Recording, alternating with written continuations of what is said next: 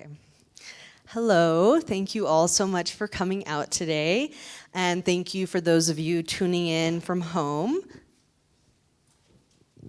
My name is Paloma Lopez, and I am the Education Manager at the Indian Arts Research Center at the School for Advanced Research. We are thrilled to be here to celebrate and learn from our 2025 Rollin and Mariella King Native Artist Fellow, Akilah Martinez. Akilah Martinez is an award-winning futuristic artist, technologist, and culture bearer who uses XR technology to create immersive storytelling experiences rooted in Navajo culture and language. Inspired by her family and upbringing, Akilah's goal, in her own words, is to create transformative community impact through community-based media.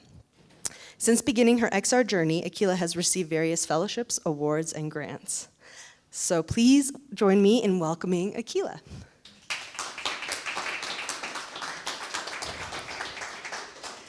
Before I turn things over, just a reminder that we will be taking questions after the presentation, so hold your questions until then. And if you are watching at home, please put your questions in the chat. So thank you, Akilah.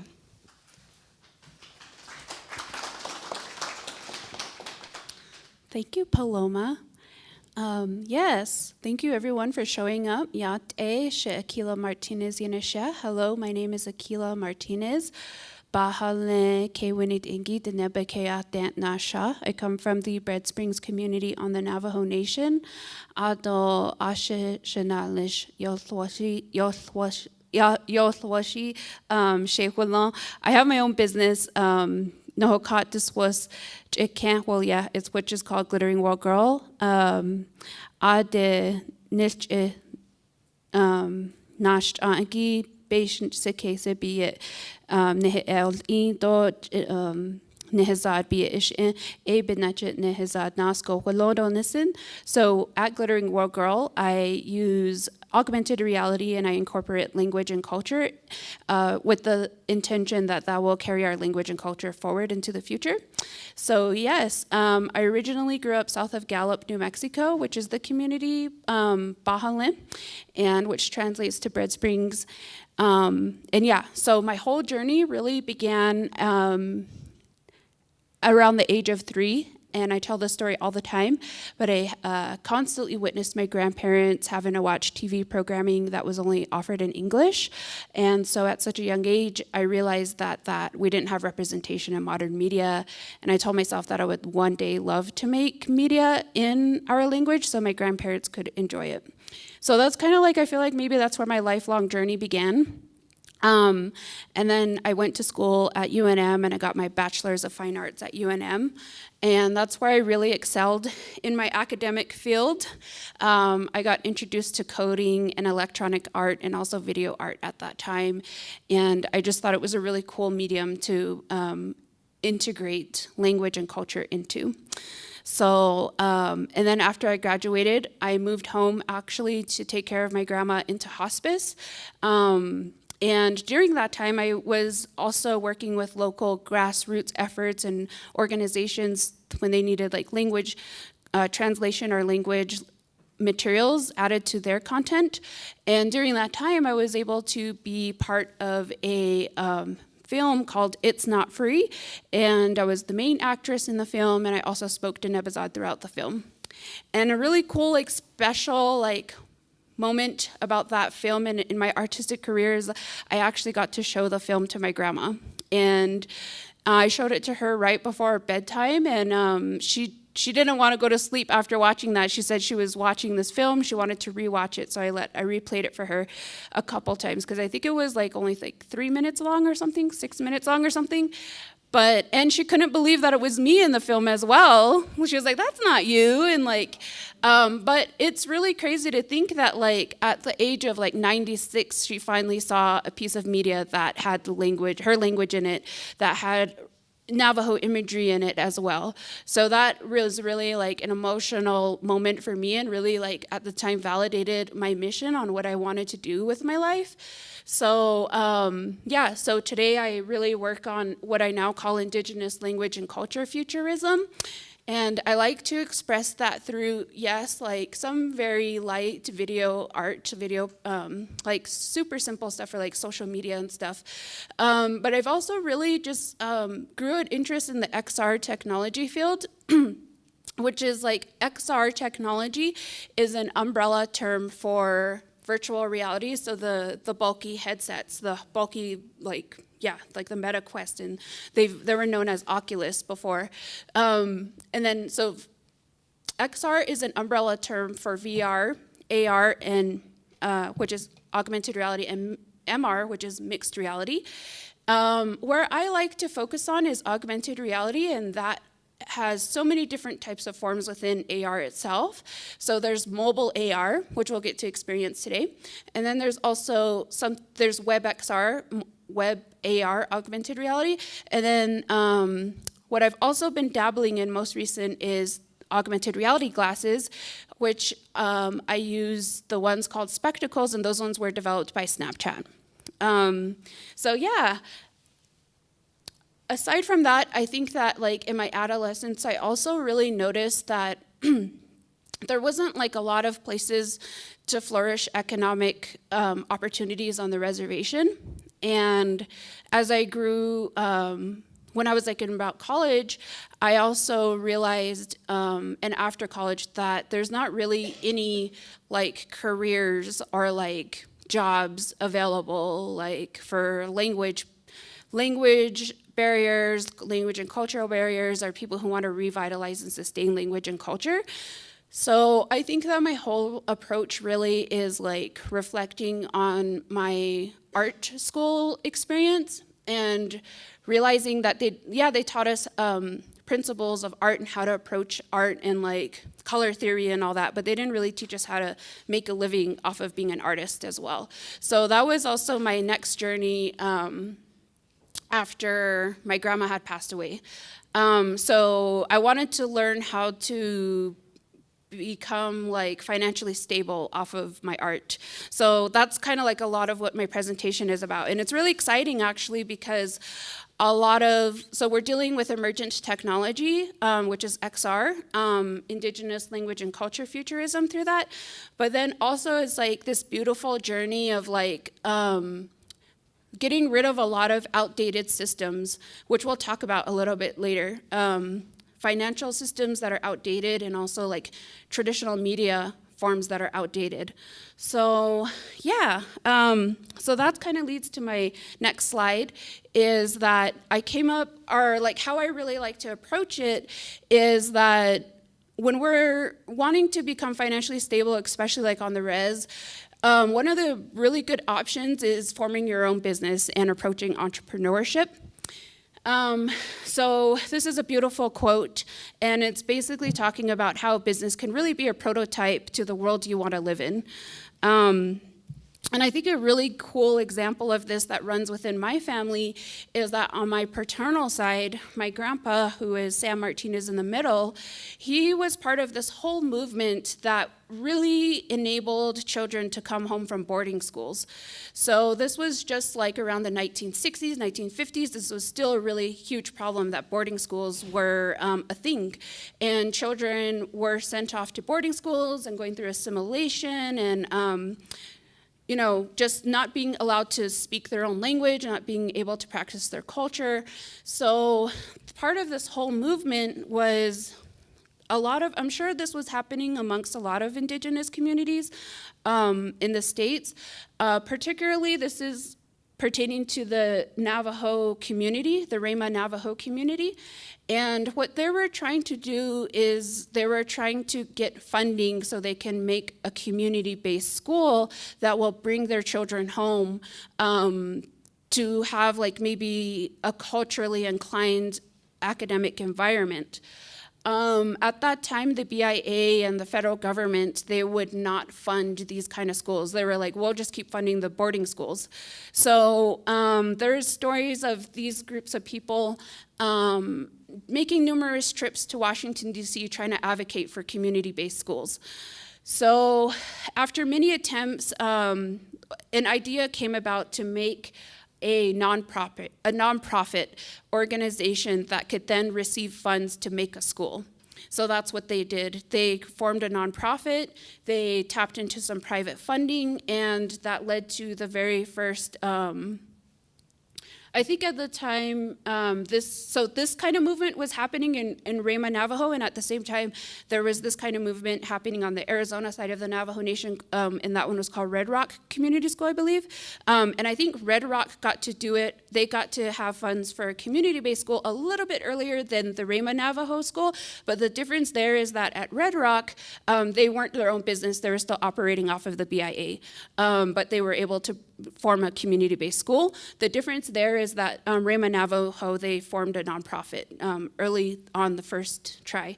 So yeah, and what this was able to do was that it was not only able to bring kids home, it also was able to fund the local Navajo people to build the school as well, like, you know, have paying jobs as well.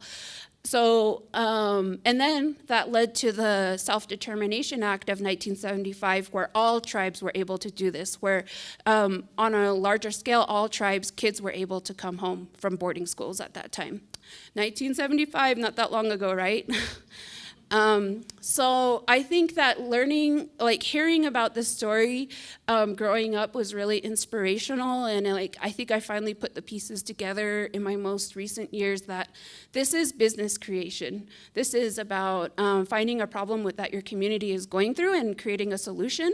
And I think that that's why I'm like really passionate about entrepreneurship. So we're gonna kind of talk a little bit about entrepreneurship and an indigenous like regenerative approach to entrepreneurship and mixing that in with storytelling and art and culture revitalization. So a really cool, another like more modern case study about this is a game that came out of the Inupiaq tribe in Alaska called Never Alone. And what Never Alone was about is a group of the Alaskan elders, they felt like the language and culture, they were noticing that the younger generation wasn't adapting to it. So they had an idea to make a game, and they partnered with a game software company to make a game that their kids could enjoy, that the youth could enjoy. So this entailed bringing together the Inupiaq elders and also the game developers, and they created Never Alone. And because Never Alone is based off of like indigenous storytelling and some of their creation their creation stories, that it automatically qualified for a lot of like the UN Sustainable Development Goals. Not only that, but it brought a lot of economic opportunity to their reservation, like to the point where they're able to like build hospitals and like generate unrestricted funds that are not tied to federal dollars as well, which is huge. So this is kind of like an example of how like cultural storytelling and cultural revitalization can really like give back to the community in a multi-dimensional way. And then I feel like within the XR technology field, like it's a really emergent technology. And what is really cool about XR technology is that it's a media that's going to be widely adopted, and if it is really already widely adopted around the world in many industries, not just the entertainment industry.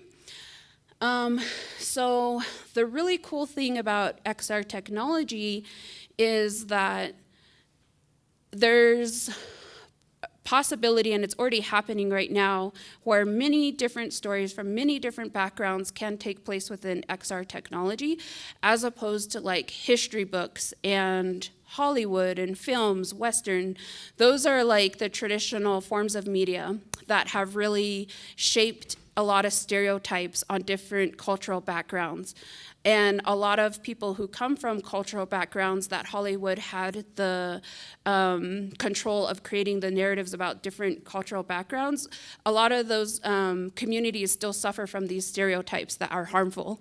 So we see how storytelling and mass production of storytelling can really put communities at disadvantage and create harmful narratives. So aside from that, when you think about Westerns and history books, which are all really biased, a lot of the times they're built off of what you would call like a pyramid business model, where like only the people on the top of that pyramid get the most benefit from those stories being told and the money generated from those stories. So right now, we're getting out of these outdated systems where people are getting educated. There's a lot of people who are educated in new technology. Also, they're educated in creating like new financial systems as well. And what I'm seeing is a trend within XR technology that people who are developing what's called finance innovation products, they're really interested in putting capital towards like emergent technology and very like diverse stories within those technologies as well. A cool case study a little about that is Native Women Lead. Some of you might have heard of them. They're based out of New Mexico, and they're very much leading in this space.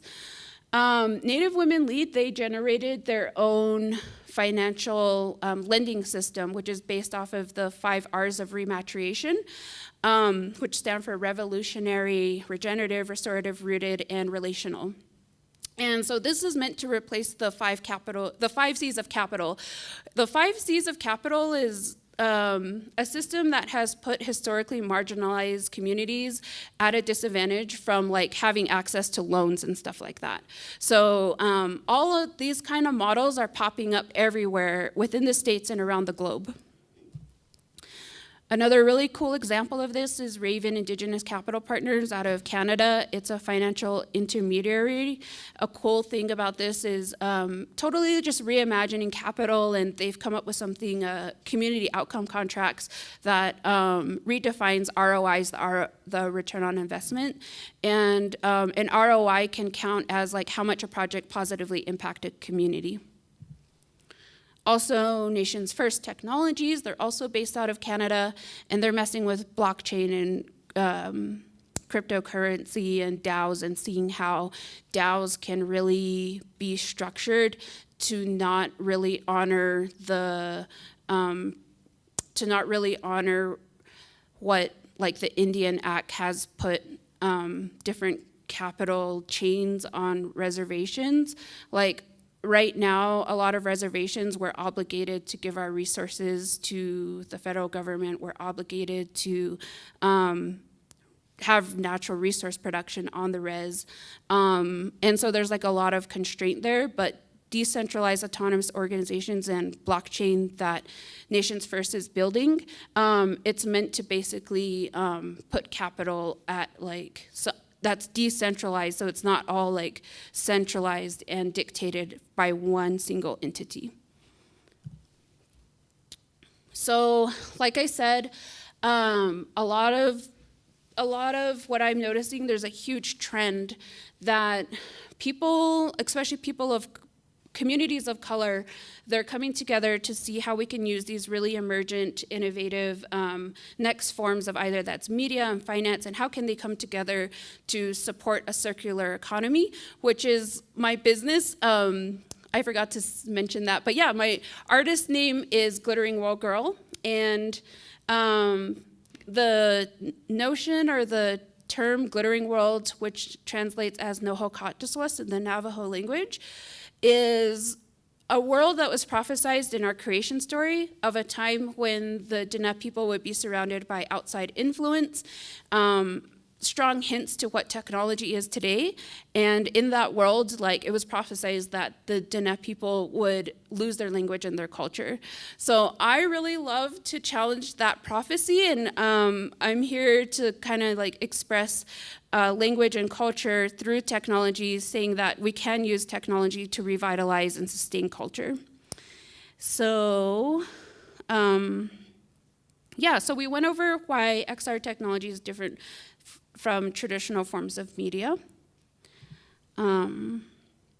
And so that kind of just leads to that trend that I was talking about, where there's all kinds of new systems coming into place, new economic models that are coming into place. Like within Glittering World Girl, the notion or the goal there is to create a circular, indigenous-based economic ecosystem that cycles off of language and culture futurism. And there's a lot of organizations like that, or a lot of companies that are coming out and flourishing right now. And that leads to this trending thing of like social enterprise creation. And it's happening all over the world, and there's all different types of new economic models and reimagining economy. Because I think like the, what do you call it? The industrial time era, that was all about extraction, right? So now a lot of communities were reimagining how can we live harmoniously, and like, so there's all kinds of new buzz terms out there like regenerative economies, like bioregional economies. And a lot of the times, like, and these are happening all over the world, like, from people of all color, they're starting to reimagine these type of structures. And a lot of the times in those systems, they really rely on their indigenous cultures to lead the way in those spaces as well, to kind of like restructure stuff to their own regional area. So yeah, we talked about ownership of storytelling and how XR is really there to amplify voices from all different cultural backgrounds. A cool little case study about that is this organization that we're building, which I'm a co-founder of as well, called ResiDAO. And there, how we're using XR technology is we're creating an AR experience within the Spectacles AR glasses to enable Indigenous entrepreneurs to go through this visioning journey. It's kind of like a meditative experience where they can envision and tap into their ultimate higher self, and to really learn how to externalize abundance, not only for themselves, but for their communities as well. Another cool example of how XR technology meets these new financial these new financial products is XR, Crux XR, and they're a cooperative structure. So everyone who is part of XR has an equal ownership of the business. Yes, so I would say that I kind of got into the XR space again in 2018, or no, about 2019. After my grandma passed away, I went and worked at Art Tech House. I don't know if any of you remember that. It was in Albuquerque. But they had AR experiences there. And then in 2019, I got a Crux immersive technology fellowship that enabled me to travel between Los Angeles and New York City to learn from leading XR technologists, impact investors, and social entrepreneurs. So yeah, we're just all really reimagining what this new ecosystem can look like. So, and then that led me, I was like, wait, I really love XR technology, but I don't know how to develop anything like augmented reality or whatever. So that led to my first grant, which is the Fulcrum Fund here in New Mexico. And that helped me create DigiNewMex. And DigiNewMex, I really just wanted to play with 3D modeling, learn how to create 3D models. So I went for some silly stuff, like lighthearted stuff, like chili, a Navajo taco, or if you're another type of Native American, I guess an Indian taco, and then like tamales. So, but yeah, I also got to include other language speakers. In there, I hired a sound engineer to create the beat for this experience. And then DigiNewMex includes 7 indigenous languages found in New Mexico. So we'll go ahead and play a video of that. Let's see. Oop. Okay, so we are right there. So we'll go ahead and play this video of DigiNewMex.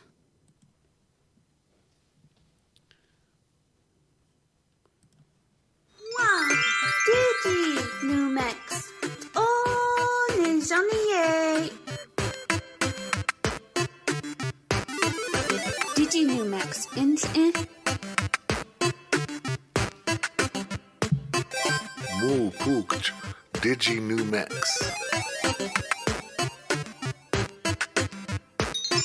Do not DigiNewMex. Digi New Mix Kenhosh. By the way, the video in the background is the Digi video Mix I Amul. showed my grandma. Yeah. Digi New Mix Hawekika. Ah, Digi New Mix Shantlachia. Échense un vistazo a Digi New Mix. And I had to throw some Spanish in there. Yeah. Digi New Mix. Oh, Ninjaniye. Digi New Mix.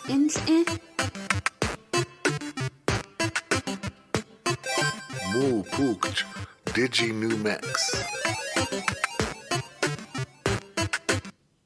Yeah, and I guess since we have some time, I'll actually pull up that video too.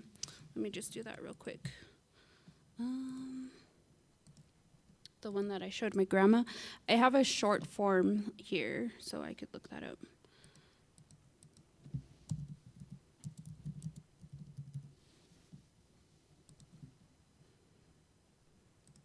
Diné, Diné tsuit in Tonejone.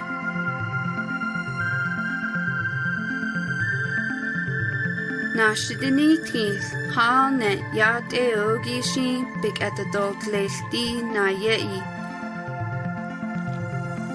Kotke ion, na yei is geta na yaha na leno, ahut hitra, na haglon.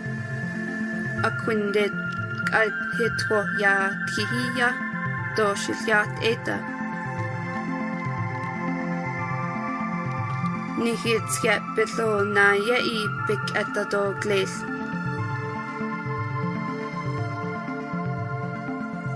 Dina yei eya nska bandal nishi dat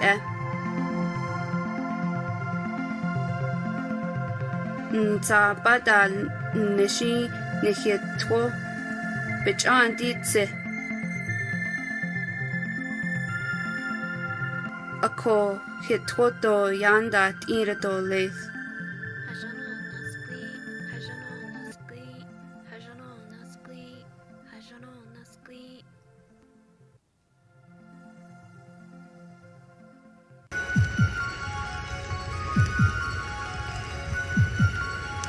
So that was the short version of that film. It was really cool, fun to be part of. Cool, so we'll go back to here. So yeah, I've really just been on a journey to like learn a lot about XR technology. At the time, like there wasn't, and so I was getting into it as well, like kind of when COVID began. So, you know, there was like that much more like social distance. Wasn't able to go into like physical places to learn about XR, so I had to teach myself a lot of stuff. And then I started attending hackathons. So this one, I attended the Stanford XR hackathon last year, and my team took first place in the Snapchat group category. And we created an AR experience using the AR glasses. And it was immersive audiobook. So I have a little video about that as well. Oop. Don't know. Let's see.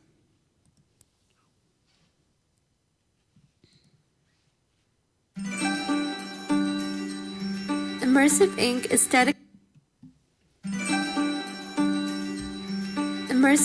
is dedicated to social good, aiming to make education engaging through XR and AI.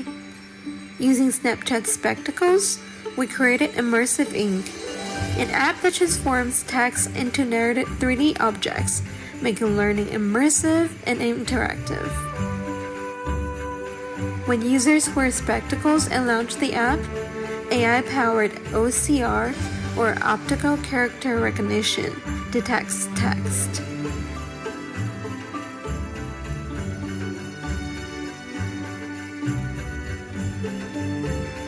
With a pinch gesture, the text is captured and analyzed by a GPT model, which identifies the main object.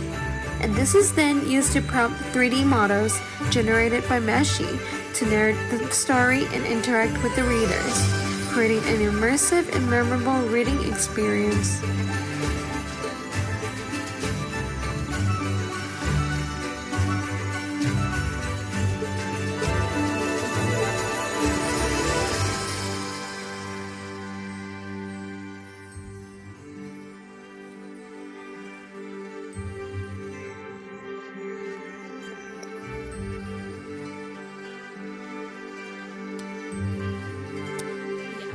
So the immersive audiobook is called Immersive Inc. that we came up with. And I'm really excited about where to take that project. I think that, so when I first saw the medium augmented reality, I thought it would be a really powerful tool to bring to the res and for language and culture revitalization. So in the works of actually working with one of my team members from that project to create a Diné Navajo immersive audiobook. And I'm recently making, have been establishing a relationship with Snapchat to get access to a number of their sets to bring to classrooms. And I think just part of that is noticing that our kids are really technologically inclined, like on the res and off the res, and they really want to see themselves in technology in like modern mediums. So that's kind of my next journey. And then this is kind of like one of the experiences that I created, and it's a form of mobile augmented reality. And so we're gonna kind of go into a little activity session right now. So what you do is you take your phone and you scan the QR code. And we'll take a few minutes just to like explore this.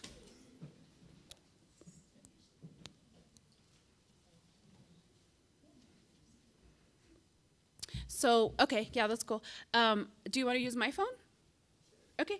So what we'll do is we'll scan the QR code, and then a link will pop up and click the link, and then on there you'll see a play button. Just let me know. Actually, let me know when everyone has like it loaded and you see. Okay, okay, we'll give it a few more minutes. Let me see if.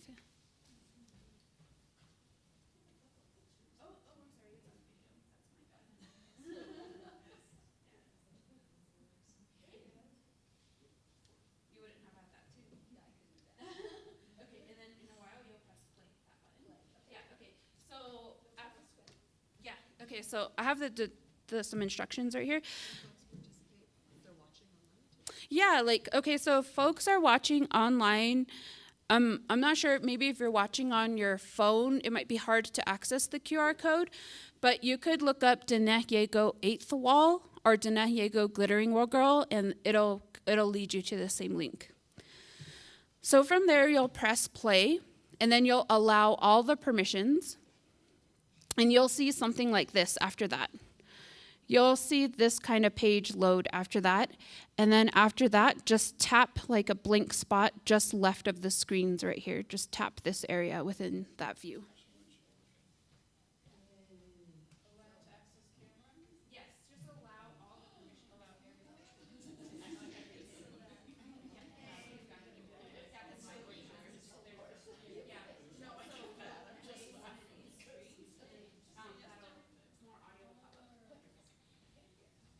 So this is a language learning app, and if you tap one of the screens on there, it'll teach you different parts of the Navajo language.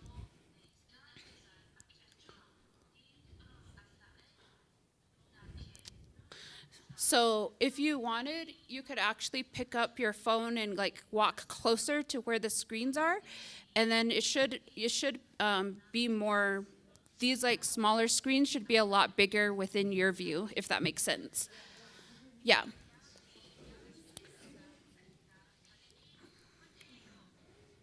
Oh.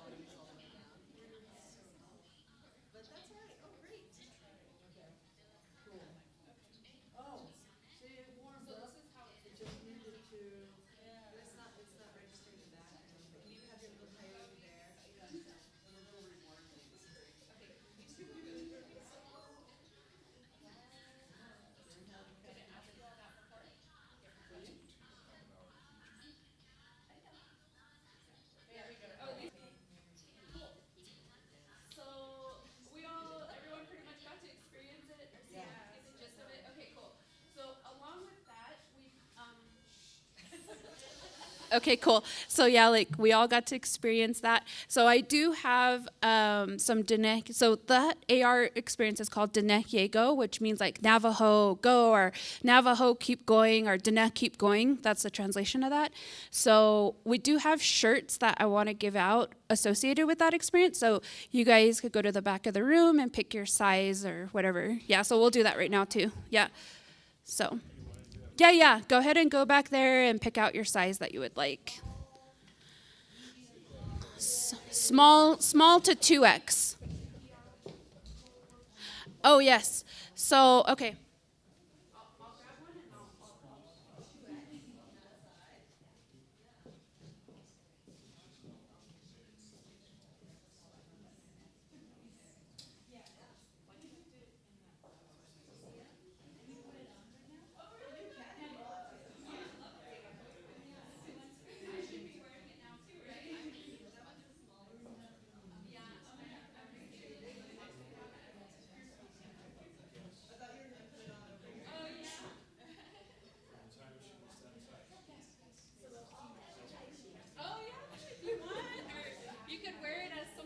To go to sleep, like, yeah.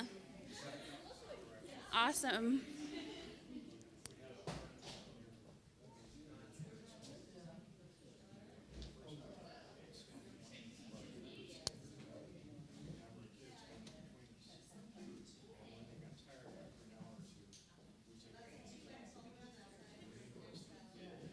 So for those of you that are watching online, if you want one of these shirts, you can like message me on social media, or you could go to my website, glitteringworldgirl.com, and write me a message there, and we can arrange for me to give you a shirt as well.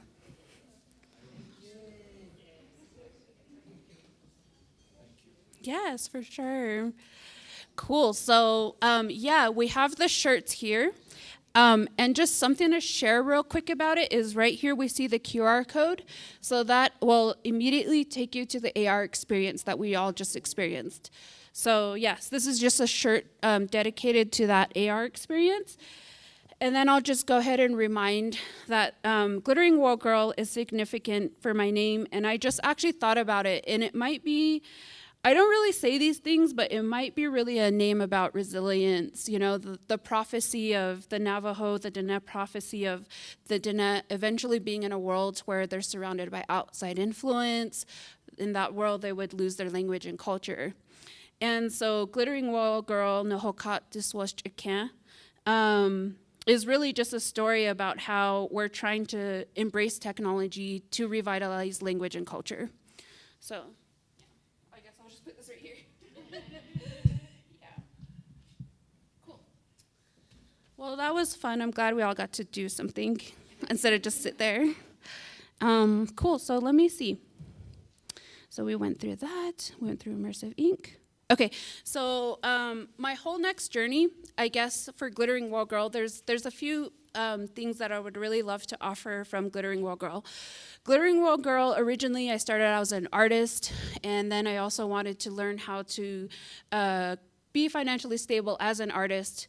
And then I also wanted to create that kind of opportunity within the reservation or teach other artists how to do that as well. So within that, under Glittering World Girl, I'm going under 2 missions. One is to start doing augmented reality workshops on the reservation or in urban areas for Indigenous communities. So that's something that I'm launching, and I just did one last night for Indigenous youth downtown Albuquerque. And then, so I'm also doing one downtown Albuquerque, or a 2-day augmented reality workshop in Albuquerque in December, and then a 2-day one on the reservation on my res next year, and then a 1-day one at UCLA for Indigenous communities in Los Angeles next year. So that's something I just really want to have more Indigenous people in the XR space because there's very few of us. And there's also there's a lot of opportunity, amazing opportunity just to create, connect with all kinds of people from around the world through the XR industry. Another part of that is that under Glittering World Girl, what I started offering last year, which is something that I've been wanting to develop for a couple years, and Diné College gave me the opportunity to do that. Diné College is based out of Saline, Arizona, on the res, and they enabled me the opportunity to come and develop a workshop series that I've been wanting to develop for a couple years, which is called Create a Life You Want, Self-Determination Through Diné-Based Success Consciousness. And so a few years ago, I went on this amazing journey about does anyone know about quantum physics and neuroscience? Yeah, I went on that whole journey and spirituality, but then I realized, I was like, hello, this is all Navajo, philosophy is based off of a lot of this stuff. And I was raised traditional Navajo, and so it was really cool to just really connect the two. And so that's why I created this workshop series, and I got to, I think it was a 6-part workshop series throughout the fall semester of 2024 at Diné College. And I got to introduce a lot of these concepts, and a lot of them knew it already because this is Diné, a part of there's a translation for it in Diné philosophy. We have words for the conscious mind, which in our word is dot pinike, and then subconscious mind is dot pinike. So I really just started to connect these different philosophies, and this workshop series was tailored to artists and entrepreneurs, and it was really about having them tap into their most infinite, their most abundant selves that we come into this world as spiritual beings, the perfection that we are already as spiritual beings. So like I said, Binika is conscious mind, Binika is subconscious mind, and then there's that super subconscious mind that is that infinite intelligence that can be translated as Diné, the holiest, the holy people, the most holy. So I kind of went on this whole journey about how to bring these concepts together, and I presented this to artists and entrepreneurs on the reservation. I had a really good turnout of it. And I think that this work is really powerful because it allowed me to remind people about their inner power and artists about their inner power and how they can externalize business, or externalize abundance through either that's a business or through their art. And so a lot of these concepts are within quantum physics and neuroscience. A lot of that is this right here. So to the east, there's case thinking, and that whole concept relates around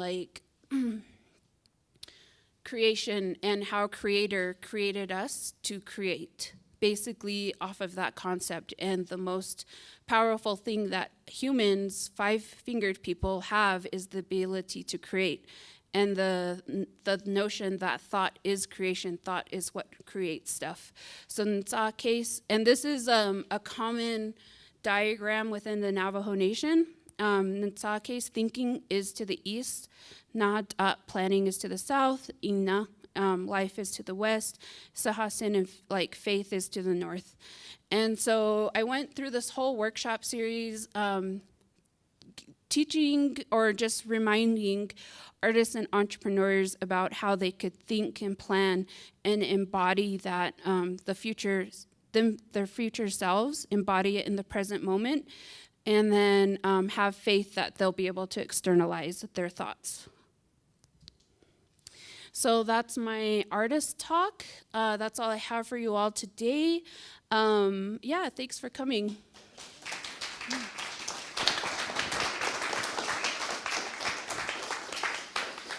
Thank you so much. That was so much fun.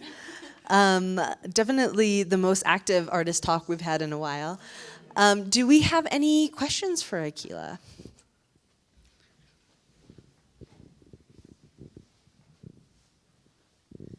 Oh my gosh, your work is so cool. Thank you for so sharing your much. artwork with us. My question for you is, So how do you see your work discussing like maybe possibly the sustainability questions surrounding like AI and things like that? Because I imagine that like AI is used in the augmented reality world and things like that. Yeah, that's a really good question, and I feel like, so when I first got into the XR space, like AI wasn't really talked about, but just within the last year, like in the XR industry, they're really talking about how just XR and AI are really made to work together. So it's really hard to think about or to approach, because there are those like sustainable like living like contradictions within AI, you know? So for me personally, like on myself as Glittering World Girl, I don't really use AI. And then there's also like the whole thing about like securing your data, right? And like how we're dealing with language and culture, or how I'm dealing with language and culture. So on that part, like data security, I've actually grew relationships with like this amazing data scientist who like really understands the nitty-gritty of like where the data goes and everything, and I'm planning on maybe working with her some just to like create maybe like a creator toolkit or something like that for like small language learning models. So then like the data is stored locally instead of like out on a cloud. So there's that. With the sustainable effects of it, that is really hard, right? Like especially I think they're proposing to have a data center, if there's one around Los Lunas right now. So that is really a tricky question, you know. And it's hard because like I think if you have a cell phone right now, like we are all pretty much using AI to some extent right now, you know. So definitely a lot of things to consider and to take caution with. But on that case, or on that note, my mom and I recently went to Vancouver in Canada earlier this year for Web Summit, and they had an amazing like Indigenous people in tech presence there. Like Canada is on another level. They're amazing, which I've talked to Paloma about, and they're really like open to using AI there.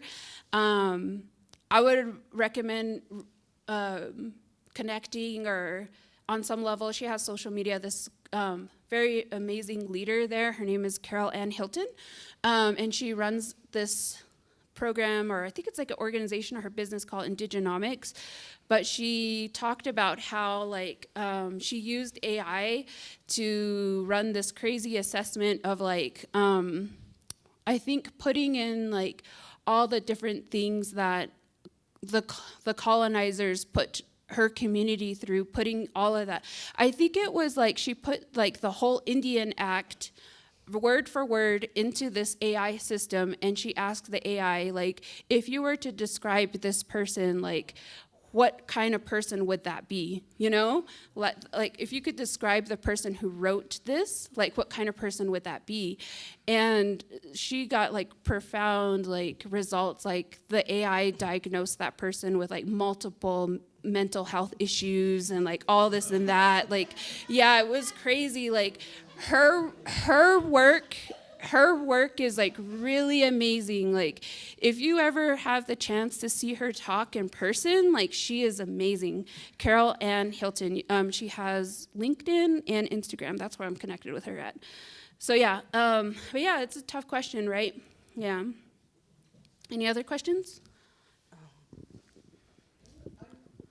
I'm not really quite sure how to phrase my question, but a youngish man was talking to my sister and me last night at a restaurant, and he said something about young people, what are their good old days going to be, because they're just all in their technology.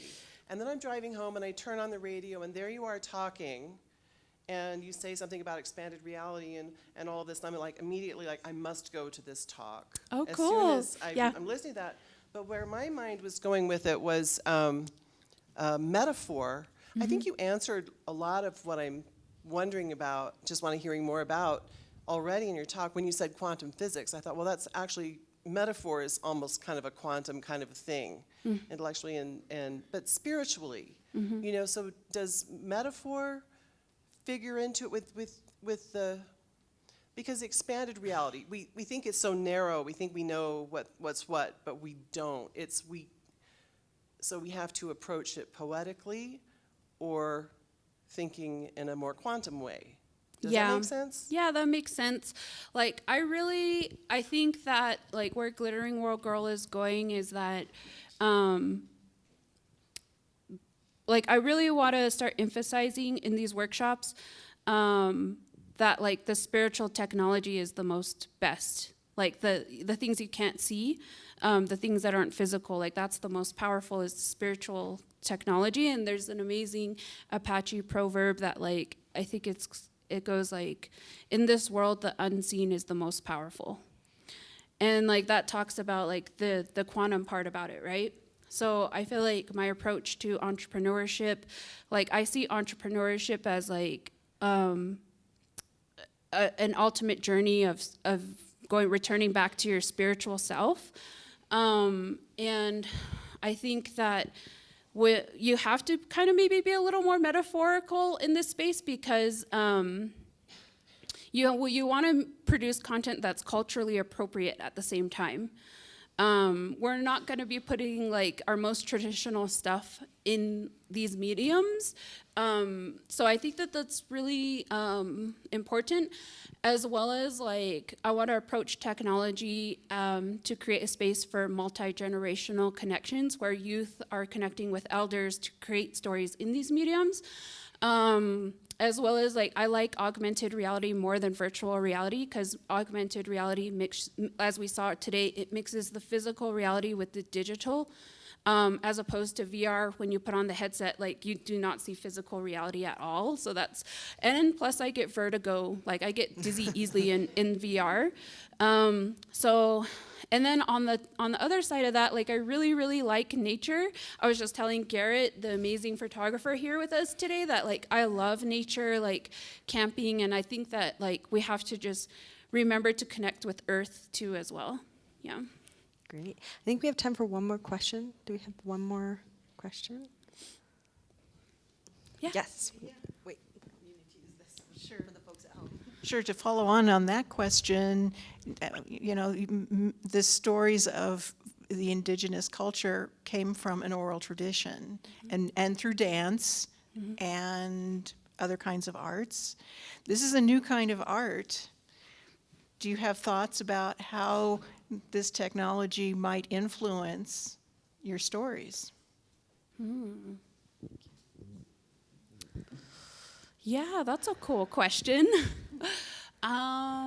Let's see here. You can think about it. Yeah, I mean, that's a cool question. I think right now, I feel like there's so much to learn within the XR field that there's so much to be done. Like, an example of this, I feel like, I don't know if it'll affect our traditions just because, like, the Navajo culture is so complex. And like I mentioned earlier, like, I myself don't feel comfortable putting, like, ceremony protocols within an experience. I think it's a great tool for, like, language learning where you can put culturally appropriate content in there, like the stuff in Diné. Like, that kind of stuff you can find on the internet anywhere. You know, it's just in an AR experience right now. And I think it would be cool for language learning and some culture learning, things that are broadly known, but not like the stuff that's being done in, like, a really super sacred ceremony. So I don't think it'll, like, really, like, influence, maybe it might influence the pop culture, maybe. But a cool example here is, like, I didn't get to talk about it. Earlier this year, I attended the MIT Reality Hack, and my team, we developed in the Snap Spectacles, the AR glasses, an augmented reality mobility aid meant for people to be able to adjust their canes or walker to the correct height. And we created one version in English and one version in the Navajo language. And so I think when we're using very emergent technology and incorporating our language and thinking about our communities in those technologies, especially when it comes to like medical tech, med tech, we're automatically putting like our indigenous communities at the forefront of tech innovation that can help fill the gaps of like where the medical system, like IHS and stuff like that, might be failing to meet the needs that we have. So I think that that's maybe where it could like, it can definitely affect the pop culture. Yeah. Yeah. Thank you so much. Thank you, Akilah. Yay.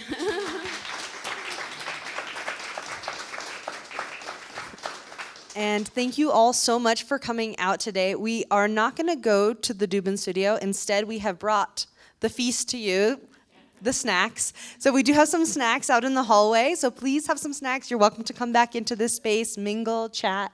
And thanks again so much for coming. Thank you all. Thank you so much for coming.